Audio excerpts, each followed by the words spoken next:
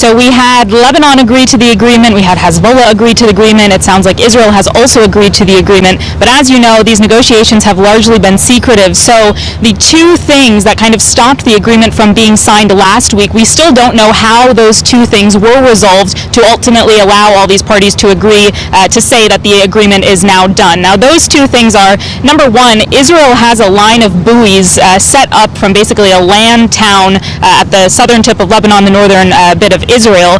It extends 6 kilometers out into the sea. Within the agreement, Israel said that it wants that recognition. Lebanon has refused to do that. So we ultimately don't know exactly how they were able to negotiate on that. Last night we did hear a Lebanese official say that some of these negotiations came down to one word, and so there's a lot of speculation that that one word might have to do with how they ultimately decided these buoys to be sort of named, what vocabulary they used for them within this agreement. Now the second thing is regarding the royalties on the Kana gas field, which is expected to go to Lebanon. Lebanon has said that it's not going to pay any cent to Israel over expected royalties. Israel said it's going to have to take those royalties. So Total, actually a huge French gas company, is in Lebanon today speaking with President Aoun. So ultimately it seems like we're going to get those answers later today. Monday, things were looking like this was going to be approved this week. You know, Israel had said when it got the American proposal on Saturday that it really liked it. Lebanon had been saying really positive things about the negotiation process as a whole. And then on Monday, Lebanon says it wants amendments. That carries over into Tuesday. Tuesday night, finally, they come out with these amendments.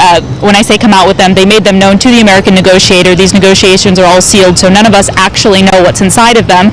But again, on Tuesday, things look up again because the Lebanese top negotiator said that the amendments that the Lebanese wanted to make didn't look like they would kill the deal at all and that all of the negotiations were done. That positive attitude carries over into this morning when I think many of us, the next news we really expected to hear was that this deal was all good, it was going to be signed. Of course, that's not what happened. The Israelis said that they did not accept Lebanon's proposals.